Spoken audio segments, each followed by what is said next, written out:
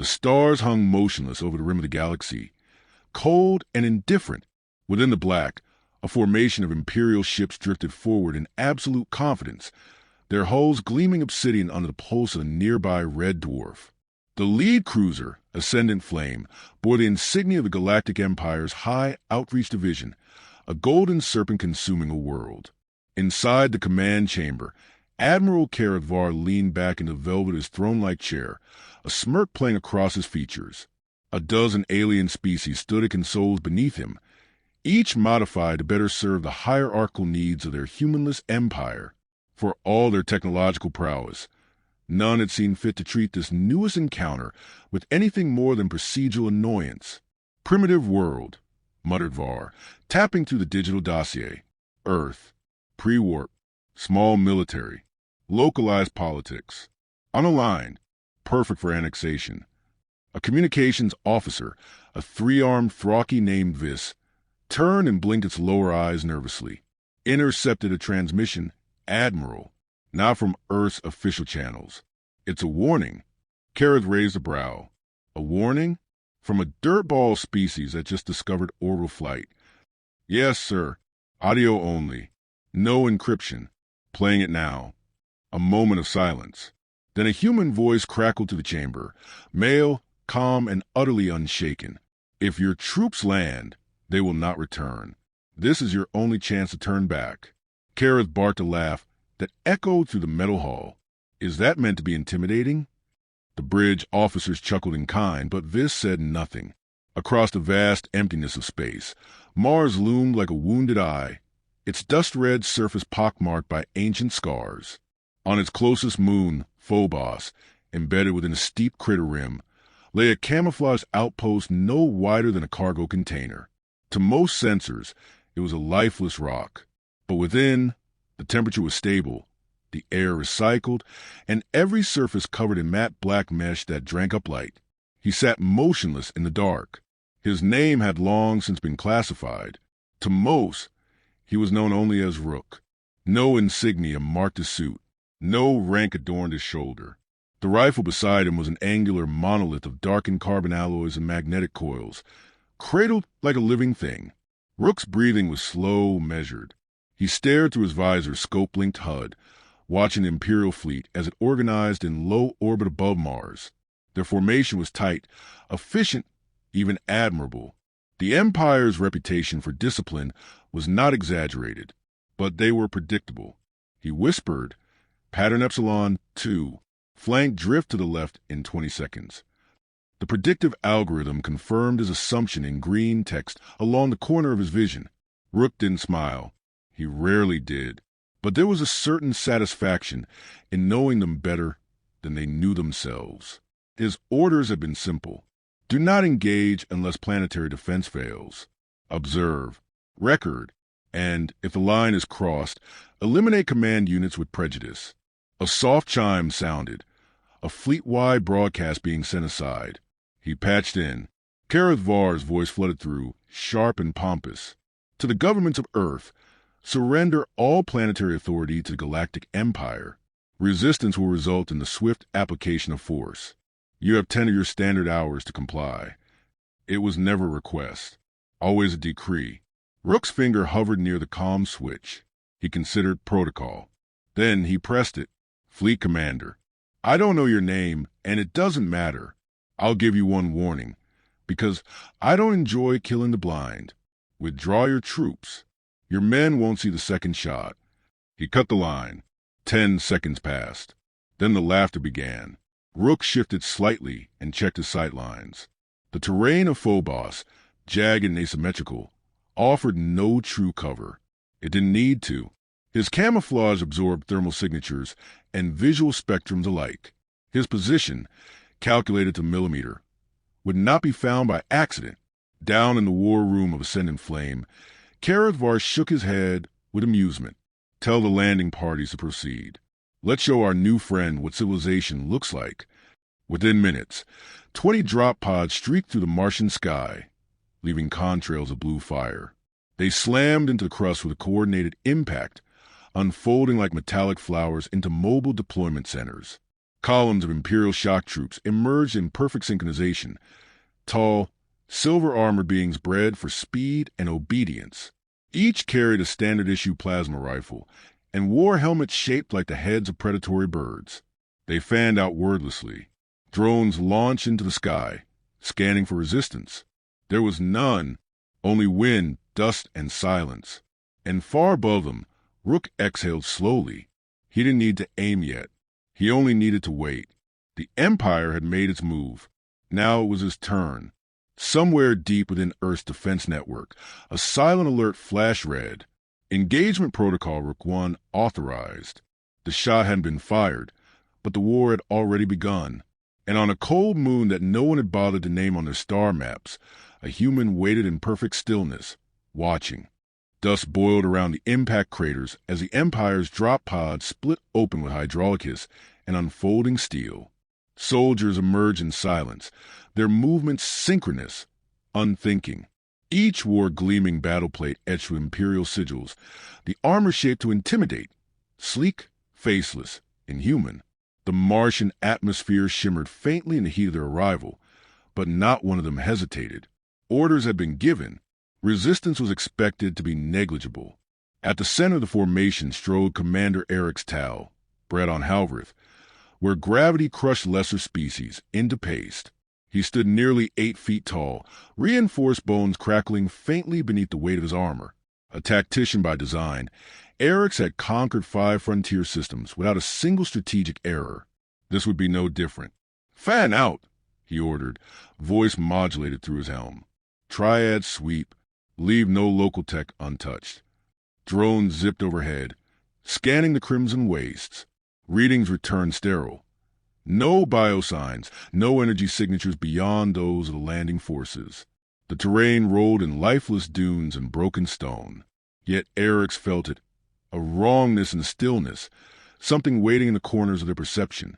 He turned his head slightly, raising his gauntlet. Deploy signal jammers. Someone's watching. Over 100 kilometers above, Rook lay prone in the angled shadow of a jagged rock spire. His rifle scope displayed the landing site in perfect detail. Troop count, unit designation, heat dispersal patterns, and structural vulnerabilities. The rifle's barrel extended silently, folding into position with the slow grace of a predator stretching before a kill. He had seen soldiers before, hundreds of them, but not like this. These were not explorers or diplomats. They were enforcers, designed to erase anything that resisted. Rook's heart did not race. His breath did not quicken. Stillness was survival. Precision was doctrine. He tagged Eric's Tau first. Commander, highest command unit. Priority target. Location, grid 32C. Distance, 15.8 kilometers. Wind, negligible. Atmospheric distortion, minimal. The reticle aligned. "Command unit locked," whispered the targeting AI. Rook's finger rested lightly on the trigger pad. He had watched Eric's long enough. Movement patterns cataloged. Breathing rate analyzed. Armor thickness measured. The man had a habit of pausing slightly before issuing a second-tier command. That pause, that breath, would be his end. Down below, Eric's raised his arm again. "Deploy Metch to the secondary plateau. I want." A thunderclap split the thin air. Eric's helm crumpled inward, a blossom of compressed metal and plasma. His body twitched once, then dropped like a puppet whose strings had been severed. Silence followed. Soldiers froze in place, heads snapping toward their fallen commander. For a full 2 seconds, no one moved. Then panic set in. "Sniper!" Someone shouted, ducking behind a rock formation. Another soldier turned to fire at nothing. Plasma bolts ripping into the air. Rook did not move. He watched, calculated. The AI projected confusion vectors. Unit cohesion plummeted. Chain of command fractured. Time to secondary shot, 3.2 seconds. He shifted his aim minutely. Second target, communications officer. Identified by signal modulator unit. Location, grid 33B. Fired. Another spark. Another body dropped. He shifted again. Shot. Shift. Shot. For dead in 6 seconds. No return fire hit within a kilometer of his perch. The troops scattered. Some formed defensive lines. Others fled blindly across the plateau. A few tried to launch recon drones, but they were too slow. Rook tagged and eliminated each unit before it left the ground. Inside Ascendant Flame, alarm screamed. Tactical officers scrambled to decode what had just happened. Admiral Var watched the screens with disbelief. The clean formation now a chaos of blinking red alerts and disintegrating squads. "What in the void is hitting them?" he snapped. "Unknown, Admiral," Vis replied, all 6 eyes wide with fear. "No sensor lock. No trajectory trace. It's as if the shots are coming from nowhere." "Then burn the surface. Glass it. The sniper is too close to our own troops." "Then pull them back." Var bellowed. The order was sent. It never reached most of the soldiers. Rook switched to suppression mode. Micro fletchets loaded. He swept a firing line across the closest squad attempting retreat, shattering armor joints and helmets. Some fell instantly. Others crawled through dust, bleeding from between plates never designed to be pierced. He paused only long enough to reload. There was no time for guilt, no room for reflection. This was what he had trained for, what Earth had designed him to be. Not a warrior, but a deterrent. A single mind engineered to prevent wars by being too costly to challenge. The AI spoke again. 73% of ground force eliminated. Command network inoperable. He clicked off the safety. "Confirmed sweep," Rook said. "Confirmed. Last confirmed target. Mech pilot preparing launch. Grid 36D. He steadied the scope, focusing on the thick shell of the emerging assault mech. Just before the canopy sealed, he fired. The pilot slumped forward, blood smearing the inside of the viewplate. The mech twitched, then stilled. For a brief moment, the battlefield fell quiet. No movement, no sound beyond the faint whine of dying electronics. The Martian wind began to return, carrying with it the acrid tang of scorched metal and carbonized flesh. Above, in the Ascendant Flame, no one spoke. Even Var was silent, jaw tight, eyes flicking across the kill feed like a man witnessing a prophecy fulfilled. His empire, to use of dominance, had just tasted precision wrath. On Phobos, Rook watched the retreat begin. Small evacuation shuttles launched from the furthest ridge, streaking skyward in erratic, panic vectors. He could have taken them down, but he didn't. His job was deterrence, not genocide. Let them run. Let them remember. He slung his rifle across his back, rising with the soundless ease of someone trained to leave no trace. The engagement was over. The message had been sent. And deep within the ship, still reeling from the cost of arrogance, Var finally muttered, almost to himself, "Who are these people?" Rook walked into the shadow of the rocks without looking back. The last shuttle hadn't cleared Martian airspace before Rook shifted positions. He moved like a shade across the fractured terrain of Phobos. One gloved hand pressed the rock as he scaled a narrow ridge. Dust clung to his armor in muted streaks, but his presence remained invisible to every sensor combing the region. He knew the Empire would react, not with logic or humility, but fury. Their doctrine didn't account for failure at the hands of a single operator, and he was never foolish enough to believe they'd retreat without testing him further. From his new vantage point, he stared up into the ink-black sky. The Ascendant Flame lingered in orbit, flanked by 2 escort ships repositioning along a polar trajectory. Something was coming. Rook's AI interface blinked to life, feeding real-time analysis into his HUD. Energy spike detected. Vessel deployment in progress. Estimated payload. Anti-personnel strike units. Orbital drop trajectory confirmed. He steadied his breath, lowering to one knee. Time to impact. 72 seconds. A ripple of electromagnetic interference disrupted the air as twin lances of light shot downward from orbit. At first glance, they looked like meteors, brilliant, focused, impossible to track. But Rook knew better. Orbital deployment strikers. Enhanced Empire troopers, cybernetically linked, outfitted with reactive armor and precision boosters. Each one cost more than a Terran gunship. The Empire had just escalated. He watched the fire trails punch through thin atmosphere and slam into the plateau below with controlled violence. Explosive petals of forest scattered red sand and shattered stone. The dust hadn't even settled before they moved. 6 in total, each over 2 meters tall, frames reinforced with living metal that adjusted in real time to ballistic threats. Rook slid back behind cover, heart rate climbing 1 tick above baseline. Not fear calculation. These weren't infantry. They were hunters. And unlike the earlier wave, they might actually prove a challenge. The lead unit's voice barked through encrypted frequencies. Unknown hostile. You have demonstrated unacceptable resistance. Stand down or be dismantled. He said nothing. Not to them. To his rifle. Override delta lock. Switch to high penetration burst. Confirmed. The weapon adjusted with a mechanical click.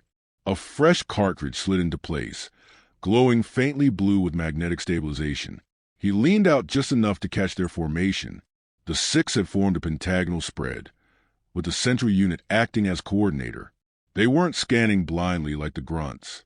They were calculating probabilities, tracking anomalies in gravity, light, even sound delay. He had minutes at best before they triangulated his nest. So he moved first.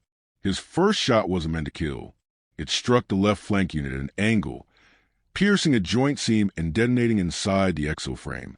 The explosion tore off the soldier's left arm and sent it spinning into the dust. The rest of the unit pivoted instantly, suppressing fire, tracing his last known position with terrifying precision. But Rook had already shifted. By the time they lit up the ridge, he was crawling beneath a crevice 30 meters downslope, his rifle magnetically adhering to his back. The Empire had made one fatal assumption, that he was like them, stationary, dependent on cover. They didn't understand that he was a terrain. He emerged from the crack in the rock with a rolling pivot, snapping the rifle forward. 2 more shots. One shattered the command unit's targeting array. The second punched a hole straight through the secondary trooper's neural relay. The bodies dropped hard. Metal met stone with a hollow clang. 4 remained. They converged. One launched skyward, using short burst thrusters to try and flank from above. Rook anticipated it, waiting until the unit crested the ridge before firing through its vent array. The projectile sliced the boosters open mid-ignition. The fall wasn't graceful. The remaining 3 began suppressive coverage, trying to box him into a corner. Heat signatures were erratic now, weapon fire scorching the land in arcs of blue plasma. Explosions ripped through outcrops and shattered craters. Rook ducked, slid, crawled, never where they expected. Still, a warning pinged in his HUD. Microfracture detected on his shoulder plating. 1 near miss, 2 close. He pivoted behind a blackened stone arch, checking ammunition. 4 rounds. That would have to be enough. He took a long breath. His voice was flat, emotionless. Initiate Phantom Vector. The AI hesitated. Are you certain? Yes. The rifle transformed in his hands, its rear casing splitting open to expose a micro-drone bay. For autonomous ballistic units, each keyed to his neural pattern. As he fired them upward, they arced and looped, invisible to standard tracking, feeding him line-of-sight perspectives from 3 new angles. Now, he had the high ground. From 3 directions, he fired in perfect sync. 3 shots, 3 kills. The final trooper managed to raise its weapon, but only for a second. A clean shot to the throat joint ended it, sending sparks into the dusk-red wind. Silence returned. Rook exhaled, body relaxing by degrees.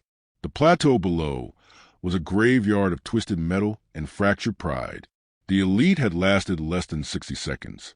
Above, the orbiting warship shifted nervously. A new signal began to transmit from the ascendant flame, but Rook ignored it. His AI spoke instead. Combat effectiveness, 100%. All targets neutralized, awaiting further instructions. He stared at the wreckage, at the scorched craters and broken machines. Not one of them had touched him. Let them speak, he said at last. A moment later, the communication line opened. No threats this time. Only a single voice, tight, measured, uncertain. This is Admiral Var of the Galactic Empire. We acknowledge your capabilities. We request negotiation. Rook paused, Then, slowly, he raised his rifle, pointed it skyward, and fired a single shot that exploded harmless in the vacuum above, a final message written in recoil. Earth doesn't negotiate from the ground. And with that, he vanished once more into the rocks. The ascendant flame drifted in the upper layers of Mars' orbit like a wounded leviathan, its systems cycling through silent alerts that no one dared to dismiss. On the bridge, Admiral Var stood alone now, his command staff reduced in number, some reassigned, others removed. The Empire did not tolerate failure, and Var, though still in command, felt the noose tightening. Reports continued to stream in. Equipment destroyed beyond recovery, data corrupted by unfamiliar interference, and worst of all, zero trace of the operative who had dismantled an entire force without being touched. It was not just a tactical failure. It was humiliation. "Sir," came Vissa's voice, hesitant as ever, "we've completed the threat analysis." Var turned, face drawn with exhaustion. "And not a team, not a battalion, just one human, no designation, no public record, weaponry, unconventional, tactics, predictive, adaptive, psychological profile." "I don't want profiles," Var snapped. "I want solutions." Vis hesitated, then lowered its eyes. "The solution is retreat. The Empire must reassess its approach to Sol." Var sneered. "We are the Empire." Vis didn't respond. It didn't need to. The wreckage of pride was already floating around them. Far below, night had come to Phobos, though its dim face never truly knew day. Rook stood at the edge of a sheer drop, the jagged spires beneath him stretching like fingers toward Mars's swollen red horizon. His armor had cooled. His rifle, inert now, lay beside him. He no longer scanned for movement. There was none. His job was done. Behind him, a soft crunch in the regolith. He turned, only slightly. The silhouette that approached was smaller than him, wrapped in a cloak woven with reactive fiber. A woman, her footsteps careful but not afraid. "Operator Rook," she said. He didn't nod. "Clearance."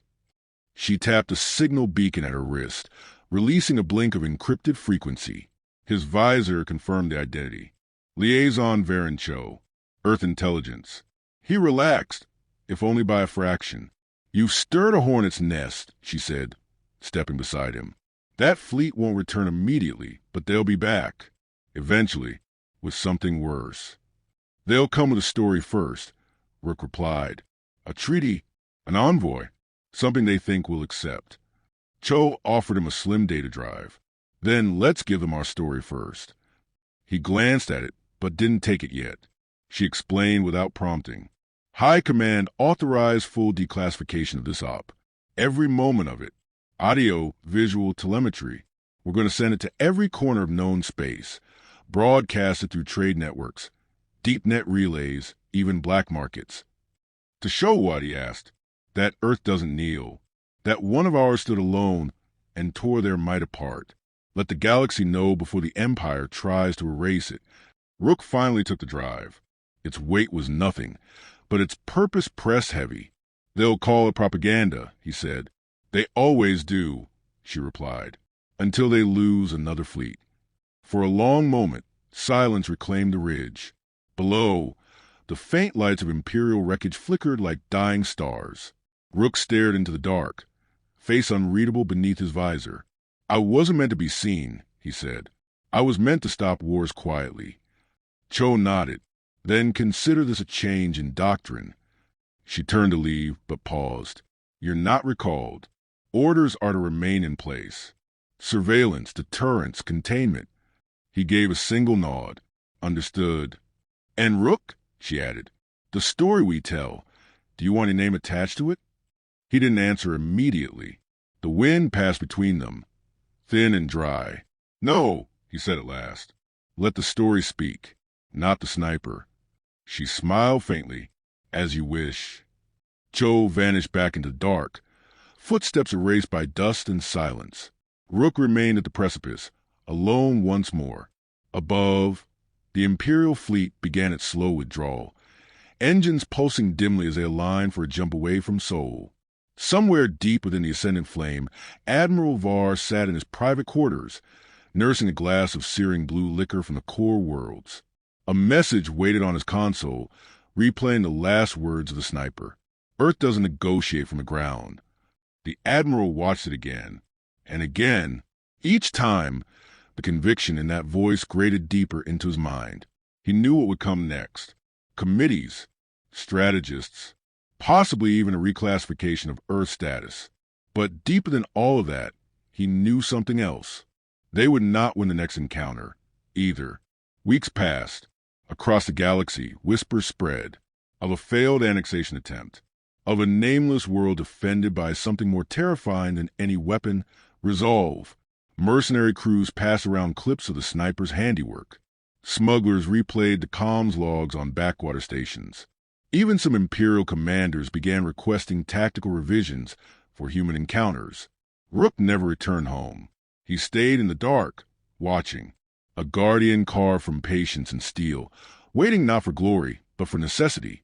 And far beyond the rim, the Empire quietly rewrote its approach to Earth, not with fire, not yet, but with caution and respect, and the cold fear that next time it wouldn't just be one,